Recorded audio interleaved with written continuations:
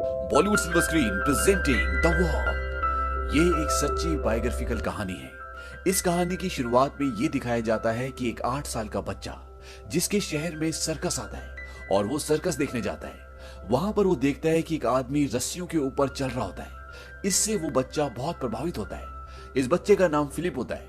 Philip अपने घर पर आता है और पेड़ के सहारे एक साथ 4 रस्सियों को बांधता है ताकि वो उन रस्सियों पर आराम से बैलेंस बना ले और वो उन रस्सियों पर चलना शुरू करता है और धीरे धीरे करके वो रस्सियां कम करता जाता है और एक दिन वो एक रस्सी पर बहुत आराम से चलना शुरू कर देता है। हालांकि उसके डैड को उसका ये काम बिल्कुल भी पसंद नहीं होता क्योंकि वो नहीं चाहते कि उनका बेटा सर्कस में जोकर बने। पर जैसे तैसे फिलिप अब रस्सियों पर चलना सीख गया है। एक दिन जब सर्कस खत्म हो जाता है तो फिलिप वहां पर चुपके से जाता है और वो ऊपर चढ़कर उस रस्सी पर चलने की कोशिश करता है जहां पर प्रोफेशनल लोग चलते हैं। लेकिन इससे पहले कि वो वहां पर चलता तभी नीचे से एक आवाज आती है, ओए! और वो रुक जाता है। ये आवाज होती है पापा रूडी की। ये वही इंसान होता है जिसे फिलिप ने बचपन में रस्सियों के ऊपर चलते हुए देखा था। वो फिलिप को नीचे आने के लिए बोलता है और फिलिप नीचे आकर भागना शुरू कर देता है और पापा रूडी जब उसके पीछे भागते हैं तो वो एक बॉक्स से टकराता है और उसमें से बहुत सारा सामान गिरता है और फिलिप उस सामान को उठाकर उससे जगलिंग करना शुरू कर देता है। पापा रूडी उसके जगलिंग के स्किल्स देखकर बहुत प्रभावित होते हैं और वो उसे अपने साथ अपने घर ले जाते हैं। लेकिन पापा रूडी और फिलिप की आपस में नहीं बनती और पापा रूडी फिलिप को वहां से निकाल देते हैं और इसके बाद फिलिप के डैड भी उसे घर से निकाल देते हैं। वो कहते हैं तुम सर्कस में जोकर बनोगे और मैं नहीं चाहता कि तुम ऐसा करो। इसीलिए फिलिप को घर छोड़कर जाना पड़ता है और अब फिलिप के पास कोई घर नहीं है। फिलिप अपने आप को जोकर नहीं बल्कि एक आर्टिस्ट समझता है। वो अपनी कला से प्यार करता है। वो सड़कों पर लोगों को तमाशा दिखाता है और उससे पैसे कमाता है। फिलिप को अपने काम से प्यार है। वो लोगों को सड़कों पे करतब दिखाता है। लोग उसके काम से खुश होकर ताली बजाते हैं और इस बात से फिलिप को भी बहुत खुशी मिलती है। हालांकि फिलिप को कई बार सड़क से अपना काम छोड़कर भागना भी पड़ता है क्योंकि पुलिस सरकार इस काम को बिना इजाजत के करने नहीं दे सकती। अब एक बार एक लड़की सड़क पर गिटार बजा रही होती है। वो भी फिलिप की तरह होती है और तभी फिलिप वहां पर आता है और वो अपना करतब दिखाना शुरू करता है। और जब वो अपना करतब दिखाना शुरू करता है तो जितने भी लोग उस लड़की के चारों तरफ खड़े होते हैं जो उसका गाना सुन रहे होते हैं वो सब के सब फिलिप के पास आ जाते हैं। फिलिप जब अपना रोड शो खत्म करता है तो वो लड़की फिलिप के पास आती है और वो कहती है कि ये मेरी बेहतरीन ऑडियंस थी जो तुम्हारी वजह से मुझे छोड़कर चली गई। फिलिप कहता है कि जब मैं रस्सियों पर करतब दिखाता हूँ तो लोग मुझे पसंद करते हैं, लेकिन मैं आपके साथ एक समझौता करता हूँ। जब भी आप यहाँ पर गाना गाएंगी मैं अपना करतब नहीं दिखाऊंगा। वो लड़की बोलती है कि हर वीकेंड और मंगलवार को मैं यहाँ पर आती हूँ। फिलिप कहता है ठीक है, इन दिनों मैं यहाँ पर करतब दिखाने के लिए नहीं आऊंगा। इस लड़की का नाम एनी होता है और फिलिप एनी से बोलता है क्या तुम मेरे साथ वाइन पीने जाओगी? एनी मना कर देती है। फिलिप कहता है कि अगर तुम मेरे साथ वाइन पीने जाओगी तो मैं इस इलाके के आसपास कभी भी अपनी रस्सी नहीं बांधूंगा और एनी उसकी बात मान जाती है। अगले दिन फिलिप जब अपना करतब दिखा रहा होता है तो एक बच्ची उसे कैंडी देती है और जब फिलिप उस कैंडी को खाता है तो उसके दांत में बहुत जोर से दर्द होता है और इसीलिए वो डेंटिस्ट के पास जाता है। डेंटिस्ट के वहां पर एक मैगजीन होती है और जब उस मैगजीन को देखता है तो उसमें ट्विन टावर की फोटो होती है। ये दुनिया के सबसे ऊंचे टावर हैं और इन टावर्स को वर्ल्ड ट्रेड सेंटर भी कहा जाता है। अब फिलिप उस मैगजीन का पेज वहां से फाड़कर वापस आ जाता है और वो ये तय करता है कि एक दिन वो इन टावर्स के बीच में रस्सी लगाकर जरूर चलेगा। अब फिलिप एनी से मिलने जाता है, उसके साथ वाइन पीने जाता है और वो उसे अपने सपने के बारे में बताता है। वो कहता है कि भले लोग मुझे पागल क्यों ना समझे लेकिन मैं ये करना चाहता हूँ। एनी उसे सपोर्ट करती है। वो कहती है कि मुझे तुम्हारा सपना अच्छा लगा और यहाँ से इनकी एक छोटी सी मुलाकात प्यार में बदल जाती है। इसके बाद एनी अपने आर्ट स्कूल में 2 पेड़ों पर इसकी रस्सी बंधवा देती है और फिलिप अब एनी के सामने वहां पर प्रैक्टिस करता है जिससे वो एनी से मिल भी लेता है। अब एक दिन जब फिलिप वहां पर प्रैक्टिस कर रहा होता है तो उससे मिलने के लिए एक फोटोग्राफर आता है जिसका नाम जीन लुइस होता है और वो फिलिप की कुछ फोटोज लेना शुरू कर देता है। फिलिप उसे बताता है कि मैं अमेरिका जा रहा हूँ और मैं वहां पर एक ऐसा कारनामा करूंगा जो इस सदी का सबसे बड़ा कारनामा होगा। वो कहता है कि मैं सबसे ऊंची जगह पर रस्सी बांधूंगा और उसके बाद अचानक से लोगों के सामने आ जाऊंगा जिससे सब चौंक जाएंगे। हालांकि ये गैर कानूनी है लेकिन एक कलाकार हमेशा बागी होता है, वो बगावत करता है। शॉन लुई बोलता है कि मैं भी तुम्हारा इसमें साथ देना चाहता हूँ। फिलिप कहता है कि हाँ तुम इस इवेंट के ऑफिशियल फोटोग्राफर बन सकते हो और तभी उसकी वो रस्सी जिस पे वो प्रैक्टिस कर रहा होता है वो टूट जाती है। शॉन कहता है कि कहीं तुम्हारा इस सदी का सबसे बड़ा इवेंट सबसे बड़ी दुर्घटना में ना बदल जाए। इसके बाद इन दोनों की दोस्ती हो जाती है और फिलिप अब ये सीखना चाहता है कि सही तरीके से तार कैसे बांधा जाता है। इसीलिए वो पापा रूडी के पास जाता है। ये वही इंसान है जिसके पास वो एक बार पहले भी करतब सीखने के लिए गया था। वो पापा रूडी से ये बोलता है कि मैं आपसे ये सीखना चाहता हूँ कि सही तरीके से तार कैसे बांधा जाता है। पापा रूडी बोलते हैं कि जिस काम को सीखने के लिए मैंने अपनी जान लगा दी वो मैं तुम्हें ऐसे सिखा दूं। फिलिप बोलता है कि मैं आपको पैसे दूंगा। और इसके बाद पापा रूडी उसे तार बांधना सिखाते हैं और साथ ही अपने ट्रूप के साथ रहने की परमिशन भी देते हैं। हालांकि वो उनके साथ कोई भी करतब नहीं दिखाता, लेकिन जब करतब खत्म हो जाता है तो वो बड़े टेंट के अंदर जाता है और रस्सी पर चलना शुरू करता है। क्योंकि सड़कों पर वो इतनी ऊंची रस्सी नहीं बांध पाता, इसीलिए उसे ऊंची रस्सियों पर चलने की आदत नहीं होती। पापा रूडी उसकी डेडिकेशन देखकर उसे गांव में परफॉर्म करने का मौका देते हैं। वो 2 पेड़ों पर रस्सी बांध देते हैं और नीचे झील होती है, लेकिन फिलिप इसे पूरा नहीं कर पाता क्योंकि वहां पर बहुत सारे नीचे मछुआरे होते हैं और वो उसे गालियां दे रहे होते हैं, उसका मजाक उड़ा रहे होते हैं। इससे वो डिस्ट्रैक्ट हो जाता है और वो झील में गिर जाता है। फिलिप अपनी इस फेलियरशिप को रिकवर करने के लिए 2 पुरानी इमारतों के बीच में रस्सी बांधता है। यहाँ पर हर रोज टूरिस्ट आते हैं और फिलिप शॉन लुई की मदद से पूरी रात उन टावर्स में रस्सी बांधते हैं और सुबह जब रस्सी बन जाती है तो फिलिप उन रस्सियों पर चलना शुरू करता है। ये बहुत ऊंचा होता है, अगर वो यहाँ से गिरा तो वो मर जाएगा, लेकिन फिलिप अपने इस करतब को, इस परफॉर्मेंस को पूरा कर देता है। लेकिन ये गैर कानूनी है, इसीलिए फिलिप को पुलिस अरेस्ट कर लेती है और उसकी फोटो अखबार में भी छपती है। फिलिप इस बात से बहुत दुखी होता है कि उसके इतने बड़े करतब के बाद पुलिस ने उसे अरेस्ट किया और वो अखबार एनी को दिखाता है। वो कहता है कि मेरी कला की किसी को कदर ही नहीं है। अब जिस अखबार में फिलिप की फोटो छपी होती है उसी अखबार में ट्विन टावर्स की भी फोटो होती है और फिलिप कहता है कि ये एक इशारा है।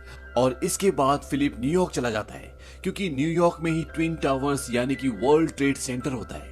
ये वक्त होता है सन 1974 का और अभी ट्विन टावर्स यानी कि वर्ल्ड ट्रेड सेंटर बन रहा होता है। उसका पूरा ढांचा बन चुका होता है, लेकिन अंदर का काम जोरों शोरों से चल रहा होता है। वहां पहुंचने के बाद फिलिप जब उसकी ऊंचाई देखता है तो वो हैरान हो जाता है क्योंकि वर्ल्ड ट्रेड सेंटर उस वक्त का दुनिया का सबसे टॉलेस्ट टावर था। उसकी ऊंचाई 1368 फीट थी और उसमें 110 फ्लोर थे। लेकिन फिर भी फिलिप उसकी छत पर जाता है और वहां जाकर वो ये डिसाइड करता है कि वो यहाँ पर तार बांधकर जरूर चलेगा। अब यहाँ पर सबसे मुश्किल काम ये है कि इन 2 बिल्डिंगों के बीच में तार बांधना, क्योंकि यहाँ पर हवा का दबाव भी ज्यादा होगा और तार बिल्कुल कसा हुआ होना चाहिए। इसीलिए वो पापा रूडी के पास जाता है और पापा रूडी उसको बताते हैं कि उसको तार कैसे बांधना होगा। वो उसे बताते हैं कि उसे तार के साथ लंगर भी बांधना होगा और इसके साथ साथ पापा रूडी उसको वो सारे पैसे भी वापस कर देते हैं जो उन्होंने उसे सिखाने के बदले लिए थे। वो कहते हैं कि इस काम में कुछ खास बात तो जरूर है। अब यहाँ पर सबसे बड़ी प्रॉब्लम ये है कि ये तार को एक छत से दूसरी छत तक पहुंचाएंगे कैसे। इसीलिए ये डिसाइड करते हैं कि सबसे पहले ये एक पतले तार को दूसरी छत तक पहुंचाएंगे और उसके साथ ये मोटे तार को खींच लेंगे, लेकिन इतनी दूर तक पतला तार पहुंचाना भी बहुत मुश्किल है। अब इनका जो दोस्त शॉन लुई है, जो फोटोग्राफर है, वो एक लड़के को लेकर आता है, इसका नाम जेफ होता है और वो इन्हें बताता है कि हम एरो के जरिए तार को एक छत से दूसरी छत तक पहुंचा सकते हैं और वो इन्हें एरो चलाकर भी दिखाता है और तार यानी कि वो जो एरो होता है वो उस डिस्टेंस तक पहुंच जाता है जहां पर दूसरी छत होती है। इससे इन्हें एक राहत मिलती है क्योंकि अब इनके पास एक तरीका है जिससे ये एरो को यानी कि उस तार को दूसरी छत तक पहुंचा सकते हैं। और इस काम में, इस मिशन में अब ये 4 लोग हो चुके हैं और ये रस्सी पे चलने का दिन डिसाइड करते हैं 6 अगस्त सन 1974। इसके बाद ये एक बार फिर से न्यूयॉर्क पहुंच जाते हैं क्योंकि वर्ल्ड ट्रेड सेंटर वहीं पर है। और वहां पहुंचने के बाद फिलिप एक नकली आर्किटेक्ट बनकर वर्ल्ड ट्रेड सेंटर के अंदर जाता है क्योंकि उसे यहाँ की सारी इंफॉर्मेशन निकालनी होगी कि कौन सी सिक्योरिटी कब आती है, कब जाती है, कौन सा सिक्योरिटी वाला कहां पर बैठता है और कितने वक्त तक बैठता है। क्योंकि इन्हें लोहे के मोटे मोटे तार और उन्हें बांधने के लिए कई इक्विपमेंट्स ऊपर छत तक लेकर जाने, और फिलिप वो सारी इंफॉर्मेशन कलेक्ट कर लेता है। हालांकि वर्ल्ड ट्रेड सेंटर के अंदर अभी भी काम चल रहा है, लेकिन उसका जो नॉर्थ टावर होता है यानी कि 2 बिल्डिंग्स में से जो एक बिल्डिंग होती है उसमें बहुत सारे फ्लोर्स में अब ऑफिसेज हैं। और जब एक दिन फिलिप वहां पर इन्वेस्टिगेशन करने के लिए जाता है तो लिफ्ट में उसे एक आदमी मिलता है जो फिलिप को पहले से जानता है और ये आदमी इसी बिल्डिंग में काम करता है। इसका नाम बैरी होता है और फिलिप इसे भी अपने काम में, अपने मिशन में शामिल कर लेता है क्योंकि ये इस बिल्डिंग में काम करता है और वो उसकी मदद कर सकता है। और इनके मिशन में, इनके काम में अब ये टोटल 5 लोग हो चुके हैं और ये पांचों के पांच एक साथ मिलकर प्लान बनाना शुरू करते हैं। इनका प्लान पूरा होता है और इन्हें अब एक दूसरे से बात करने के लिए वॉकी टॉकी की जरूरत है, क्योंकि ये सब एक दूसरे से दूर होंगे। और ये एक शॉप पर जाते हैं और शॉप वाला समझ जाता है कि ये किसी प्लान को, किसी काम को अंजाम देना चाहते हैं, क्योंकि ये पुराने टाइप के खास तरह के वॉकी टॉकी खरीदना चाहते हैं। और दुकान वाले के पूछने पर, उसके शक करने पर ये उसे अपना पूरा प्लान बता देते हैं और वो भी इनके प्लान में शामिल हो जाता है। धीरे धीरे दिन बीतते हैं और अब दिन आता है 6 अगस्त सन 1974 और आज रात को इन्हें उस टावर पर तार बांधना है और 7 अगस्त की मॉर्निंग को फिलिप को वर्ल्ड ट्रेड सेंटर के बीचों बीच तार बांधकर उस पर चलना है। और यहाँ पर एक गलती का मतलब मौत है, लेकिन फिलिप अपने इस काम में, इस फैसले में दृढ़ संकल्प होता है। चाहे कुछ भी हो जाए, वो उस तार पर चलना चाहता है और अपने इस सपने को पूरा करने के लिए वो अपनी जान से खेलने के लिए भी तैयार है। वो रात रात को सोता नहीं, उसके दिमाग में सिर्फ एक ही चीज आती है कि किसी भी तरह से उसे अपने सपने को पूरा करना है। और अगर फिलिप को उस तार पर चलना है तो उसे 7 बजे से पहले वहां पर तार को कसना होगा, क्योंकि 7 बजे वहां पर काम करने वाले एम्प्लॉयज आ जाते हैं और अगर 7 बज गए तो वो उसे वहां पर तार बांधने नहीं देंगे, तार पे चलने नहीं देंगे। इसीलिए इन सबको अपना काम ऑन टाइम करना होगा।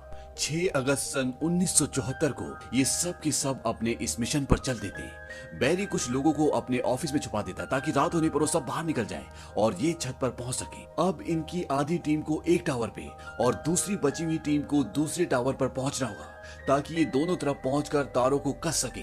लेकिन यहाँ पर छत पर पहुंचना इतना आसान नहीं है, क्योंकि यहाँ पर सिक्योरिटी बहुत टाइट है। लेकिन फिर भी काफी रुकावटों का सामना करने के बाद ये दोनों टीम्स छत पर पहुंच जाती है और दूसरी छत से एरो फेंका जाता है और एरो वहां पर इन्हें रात को नहीं मिलता, क्योंकि वहां पे अंधेरा होता है। लेकिन बहुत ढूंढने के बाद फिलिप को वो एरो मिल जाता है।